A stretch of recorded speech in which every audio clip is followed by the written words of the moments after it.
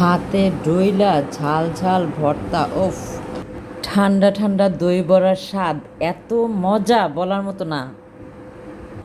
অনেকেই কমেন্টে বলেন আপুরা ভাইয়ারা যে আপা ডিভোর্স নিয়ে আর কত ভিডিও বানাবেন। আরে ভাই, ডিভোর্স তো হয়েছে আজ থেকে 20 বছর আগে। ওইটা এখন ইতিহাস, ক্লাস 5-এর পুরনো সমাজ বইয়ের মতো।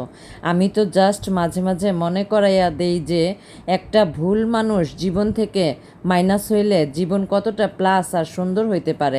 আজ আমি আমার বাপের বাড়ি, আমার আদরের কলিজার টুকরা মেয়ে আর পুরো পরিবার নিয়ে আলহামদুলিল্লাহ একদম ডানাকাটা পরীর মতো সুখে আছি। যারা ভাবছিলেন আমি একা একা দেবদাসী সেজে ঘরে বসে কাঁদবো, তাদের চোখে একটু ড্রপ দেওয়া দরকার। তো পুরো ভিডিওটা না দেখলে কিন্তু চরম মিস করবেন। আসসালামু আলাইকুম আপুরা ভাইয়ারা, আশা করি আমার কলিজার টুকরা দর্শকরা আপুরা ভাইয়ারা সবাই খুব ভালো আছেন। তো আজকে সকাল সকালই একটা দারুণ কাজ করে ফেললাম। বানাবো পুরান ঢাকার বিখ্যাত দই বড়া।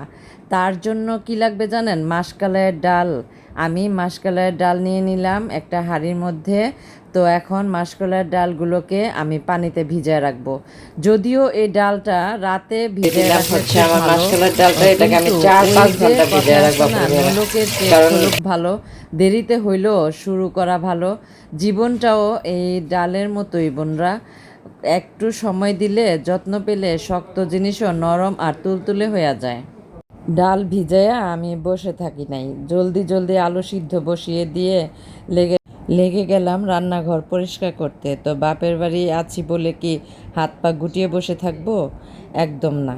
নিজের ঘর নিজের সংসার মনে করেই কাজ করতে হয়। তো রান্নাঘর গুছাইতে গিয়ে হঠাৎ করেই মানে গুছাইতেই জানেন না, আমি একটা জিনিস পেয়ে ফেলাইছি। আজকে ভাবছিলাম যে আমি মানে শুধু আলু ভর্তা করব। একদমই চিন্তা ছিল যে আমি শুধু একটা ভর্তাই করব। তো আমি যখন রান্নাঘরটা পরিষ্কার করলাম তখন দেখি আমি ঢ্যাঁড়সও পেয়ে গেছি। তো কি করব, আর ঢ্যাঁড়সটাও সিদ্ধ দিয়ে দিছি। এখন আলু ভর্তা আর ঢ্যাঁড়স ভর্তা করব।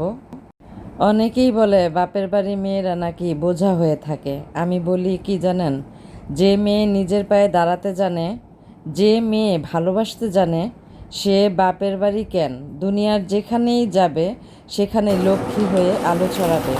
পরগাছা হয়ে থাকার চেয়ে বাপের বাড়ির স্বাধীন রানী হওয়া অনেক সম্মানের। কি বলেন আপনারা? এইবার আসেন আসল আকর্ষণে। দুপুরের মেনুতে ঝাঁঝালো ভর্তা আর গরম ভাত, শুকনো মরিচ একদম মচমচে করে ভেজে নিছি, পেঁয়াজ কুচি আর লবণ দিয়ে হাত দিয়ে ডলে ডলে যে একটা সুঘ্রাণ বের হয়েছে না, উফ! ঘ্রাণেই অর্ধেক পেট ভরে যায়। ঢেঁড়স ভর্তাটা বানাবো আমি একসাথে অনেকগুলো পেঁয়াজ আর মরিচ একসাথে ডইলা নিছি। অর্ধেক রেখে দিছি হচ্ছে আলু ভর্তার জন্য, আর অর্ধেক নিলাম ঢেঁড়স ভর্তার জন্য। তো এইভাবে চটকায় চটকায় ভর্তা বানাইলে যে একটা স্বাদ হয় জানেন না, মানে অনেক মজা হয়। ঢেঁড়স ভর্তাটা দেখা তো আমার আম্মু খুশি, আমার বোনও খুশি যে ওরাও ঢেঁড়স ভর্তাটা খুব পছন্দ করে। তো এখন করব হচ্ছে আমার সেই আলু ভর্তা। আর এই ঝাল ঝাল ভর্তা যদি একবার খান আপনারা, কেমন হবে বলেন তো, কেমন মজা হবে। তো আমি ভর্তার মধ্যে না সরিষার তেল না দিয়ে আজকে আমি একটা গোপন সিক্রেট আপনাদের বলি। এর মধ্যে আমি দিয়ে দিলাম 1 চামচ ঘি। উফ! ঘিয়ের গন্ধ আর শুকনো মরিচের ঝাল একদম অমৃত, জানেন না এত মজা হয়েছে। যেমন ঝাল ঠিক আছে, লবণও ঠিক আছে, একদম পারফেক্ট একটা ভর্তা। তো হোটেলের স্টাইলে আমি আবার গোল গোল করে রেখা দিই ভর্তা, যে যার মতো একটা করে নিয়ে খাবে। ছোট বড় মিলায় রাখি, যার যেটা পছন্দ সেটা নেবে। তো হয়ে গেল আমার দারুণ স্বাদের 2 পদের ভর্তা, দেখছেন?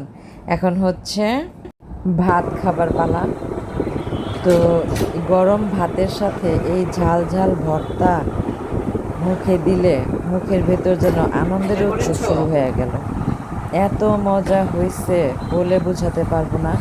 খাচ্ছি আর ভাবছি যে সুখ আসলে দামি দামি রেস্টুরেন্টে বা ওই লোভ দেখানো বড় বড় প্রাসাদে থাকে না। সুখ থাকে বাপের বাড়ির এক থালা খাঁটি ভর্তা ভাতে, যেখানে কোনো অশান্তি নাই, খিটখিট নাই, আছে শুধু শান্তি আর শান্তি। তো এত ভাল লাগতেছে ভর্তাটা দিয়ে ভাত আমার কাছে। আর ভাতটা খেয়ে আমি একটু রেস্ট করব। আর হচ্ছে শুরু হবে আমার আসল কাজ। আজকে আমি দারুণ স্বাদের মানে পুরান ঢাকার ঐতিহ্যবাহী একটা খাবার বানাবো, সেটা হচ্ছে দই বড়া। দুপুরে খাবার খেয়ে একটু মনের সুখে রাজকীয় ঘুম দিলাম। সিঙ্গেল মায়ের এই একটা সুবিধা, নিজের মনের মতো রিল্যাক্স করা যায়। তো ঘুম থেকে উঠেই শুরু করলাম সন্ধ্যার নাস্তার প্রস্তুতি। ওই যে সকালে মাসকালের ডাল ভিজায় রাখছিলাম না, ওইটা এখন একদম রেডি। ডালটার মধ্যে দুটো কাঁচামরিচ দিব, তারপর হচ্ছে আস্ত ধনিয়ার ধনিয়ার দিব, গোটা ধনিয়া যেটা, আর হচ্ছে স্বাদ মতো লবণ দিব। আর আমার এই দই বড়াটা বানাতে যা যা লাগতেছে দেখেন, এখানে হচ্ছে টক দই 500 গ্রাম নিয়ে নিচ্ছি। তারপরে হচ্ছে আপনার এই ধনিয়ার গোটা ধনিয়া, আর হচ্ছে জিরা, গোটা জিরা, এটাকে আমি হালকা টেলে নিব গরম তাওয়ায়। তারপরে হচ্ছে নিয়ে নিলাম পুদিনা পাতা। পুদিনা পাতা ছাড়া কিন্তু দই বড়া একদমই মজা না। বিট লবণ নিয়ে নিলাম।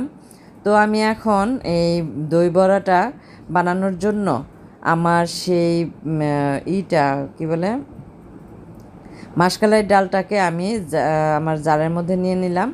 তো এখানে আমি জারের মধ্যে দিয়ে দিব হচ্ছে কিছু গোটা ধনিয়া, আস্ত কাঁচামরিচ, আর হচ্ছে স্বাদ মতো লবণ। তো স্বাদ মতো লবণ দিয়ে এটাকে হচ্ছে 5-6টা কাঁচামরিচ দিছি, দিয়ে এটাকে এখন আমি ভালোভাবে মানে ব্লেন্ড করব। আর হালকা একটু পানি দিয়ে নিছি। আর এত ভালোভাবে মিক্সড করতে হবে যেন এটা মানে বড়া বানানো যায় এরকম, দানা দানা থাকলে হবে না। তো আমি এখন এটারে ব্লেন্ড করে নিচ্ছি। আর আপনারা চাইলে এটাকে পাটায় বাটতে পারেন, পাটায় বেটেও করা যায়। আমি পাটায় বাটলাম না। দেখেন কত সুন্দর আমার ব্লেন্ড হয়ে গেছে, দেখছেন? আর গ্রানটাও সুন্দর একটা গ্রান আসছে। তো এখন চলুন রান্নাঘরে যাই, বাকি কাজ তো রান্নাঘরেই রয়ে গেছে। এই মিশ্রণটা না একদম মাখনের মতো মসৃণ পেস্ট বানাইয়ে নিতে হবে, কিন্তু দানা দানা থাকলে হবে না। এরপর চনমনে গ্যাসে কড়াই বসিয়ে দিলাম। আর এটাকে ডুবো তেলে মানে বড়াগুলো ভাজতে হবে। আমরা যেমন ওই যে ইফতারির সময় বড়া বানাই না, ওই রকমভাবে ডুবো তেলে এটাকে ভাজতে হবে। তো টপাটপ বড়াগুলো ছেড়ে দিচ্ছি। দেখেন কত সুন্দর মানে বড়া। দেখেন আমি প্রথম 2টা দিয়ে টেস্ট করছিলাম যে কেমন হয়, কত সুন্দর হয়েছে না? একদম ফুলকো ফুলকো ইসের মতো, ফুচকার মতো হয়ে গেছে দেখতে। তো আমি এখন বাকি ডালগুলো আমার পেস্টগুলো আমি এখন তেলের মধ্যে দিব। একদম ছোট সুন্দরভাবে দিতে হবে। আর চামিচ দিয়ে দিতেছি, চামিচ দিয়ে দিলে না একদম সাইজটাও সুন্দর হয়, ছোট ছোট হয়, খুব ভালো হয়। আর হাতে তো ধরা যায় না, একদম বেশি মিক্সড তো। তো চামচ দিয়ে দিলে সুন্দর হয় জিনিসটা, আর দেখতেও খুব সুন্দর লাগতেছে। এত মানে দেখতেই ভাল লাগতেছে। দেখেন আমার দেওয়ার পরে ভাজাটা কত সুন্দর হয়েছে না? দেখেন একদম টপটপে, একদম টপ টপ বড়াগুলো হয়ে গেল। এখন আমি যাব আমার আসল কাজে, সেটা হচ্ছে এখানে আবার ব্লেন্ডারে নিয়ে নিলাম হচ্ছে ধনিয়া, জিরা, আর হচ্ছে গোলমরিচ। এটার সাথে আমি এটাকে আগে ফাঁকি করে নিব। তারপরে হচ্ছে আমি আবার ব্লেন্ডারে সেই 500 গ্রাম দইটা নিয়ে নিলাম, টক দই। এটার সাথে দিয়ে দিব হচ্ছে পুদিনা পাতা, পুদিনা পাতা দিয়ে দিব। তারপর দিব হচ্ছে আপনার এই যেই জিরা, ধনিয়া আর গোলমরিচটা ফাঁকি করছি, এখান থেকে আমি 3-4 চামচের মতো দিয়ে দিব। 3-4 চামচের মতো দিয়ে দিব। এটা দিলে হবে কি যে সুন্দর একটা ফ্লেভার আসে জিরা আর ধনিয়ার। ফাঁকি দিলে মানে দোকানের ফাঁকি কিনা ফাঁকি দিলে হবে না, গোটা ফাঁকি, এটা গোটাটাই না ফাঁকি করতে হবে। তারপরে হচ্ছে আমি বিট লবণ দিয়ে দিচ্ছি। এখানে দিয়ে দিচ্ছি চিনি স্বাদ মতো, যে যেমন মিষ্টি খান ওই রকম দিবেন। অত মিষ্টিও ভাল লাগবে না, একটু ঝাল ঝাল থাকতে হবে। তারপরে হচ্ছে দিয়ে দিলাম লবণ, একটু পানি দিয়ে এটাকে আমি এখন পেস্ট করে নিব। এটাকে দেখেন মিক্সার করে নিছি। দইয়ের মিক্সারটা এত সুন্দর হয়েছে আর এত সুন্দর ফ্লেভার আসছে যে দেখাই মনে চাইছে যে বোরহানির মতো খায় ফেলাই। খুব মজা হয়েছে। লবণও পারফেক্ট হয়েছে, ঝালও পারফেক্ট হয়েছে, মিষ্টিও পারফেক্ট হয়েছে। তো এখানে আমি আরেকটা বাটির মধ্যে আমার সেই বড়াগুলো, ভাজা বড়াগুলো উঠায় নিলাম। এটাকে উঠাইয়া এখন আমি এটার মধ্যে, বড়াটার মধ্যে আমার সেই মিক্সারটা, দইয়ের মিক্সারটা ঢেলে দিলাম। তো দেখেন হয়ে গেল সুন্দর আমার দই বড়া। এটাকে আমি 1 ঘন্টা ফ্রিজে রেখে দিব নর্মাল টেম্পারেচারে। তো 1 ঘন্টার জন্য আমাকে অপেক্ষা করতে হবে। তো 1 ঘন্টা হয়ে গেছে, দেখেন আমার লোভনীয় সেই দই বড়া কত সুন্দর হয়েছে না, একদম বড়াগুলো ফুলে টুপটুপা হয়ে গেছে দইয়ের সাথে ফুলে। এই যে দেখেন হয়ে গেল আমার পুরান ঢাকার স্পেশাল ঠান্ডা ঠান্ডা দই বড়া। ওফ, অসাধারণ খেতে হয়েছে, অসাধারণ। তারপর আমরা ডাইনিং রুমে বইসা, মানে যেমন চাঁদের হাট বসছে, এখানে আমি, আম্মু, আমার বোন, আমার মেয়ে, আমার ভাইয়ের বউ, আমরা সবাই এখানে বসে বাটি নিয়ে বসে গেলাম। তো জানেন না, এত মজা হয়েছে, আমার ভাইয়ের ছেলেটা পর্যন্ত মানে খাইতে চাইতেছে দই বড়াটা, আরও একটু ঝাল ঝাল পছন্দ করে। খুব টেস্ট হয়েছে, খুব, কি বলবো, যারা যারা খান নাই আমার এই রেসিপিটা ফলো করে একবার ট্রাই করবেন আপুরা ভাইয়ারা, অনেক মজা, অনেক। আর এই গরমের মধ্যে ঠান্ডা ঠান্ডা দই বড়াটা খেলে অনেক ঠান্ডা লাগে। আর আজকের ভিডিওটি কেমন লাগলো কমেন্টে জানাবেন আপুরা ভাইয়ারা। আর হচ্ছে যারা আমার চ্যানেলে নতুন আছেন, একটা করে সাবস্ক্রাইব করবেন আর লাইক দিয়ে ভিডিওটা দেখা শুরু করবেন। তো সবাইকে পরিবেশন করে দিয়ে পরে আমি খাবো। এখন আমি নিয়ে নিলাম, দেখেন মানে সবাই তো খুশি, এত মজা হয়েছে, বিশেষ করে আমার বোনের কাছে বেশি ভালো লাগছে। তো মুখে দেওয়ার সাথে সাথে মানে কি বলবো, বলার মতো না, অনেক স্বাদ হয়েছে, অনেক অসাধারণ। সবাই এত মজা করে খেলো, আমার সারা দিনের কষ্ট এক নিমিষে ভ্যানিশ হয়ে গেছে। তো এই যে দেখেন আমার পরিবার, আমার পুরো পৃথিবী কিন্তু। আমার মেয়ে আজ তার নানু, খালামণি, মামি আর মায়ের আদরের রাজকন্যার মতো বড় হচ্ছে। তো যাই হোক আপুরা ভাইয়ালা, তাই বলবো বোনরা, জীবন কারোর জন্য আটকে থাকে না। একটা ভুল সম্পর্ক ভাঙা মানে জীবন শেষ হওয়া না, ওটা আসলে শান্তি আর সাফল্যের নতুন একটা দরজা খুলে দেওয়া।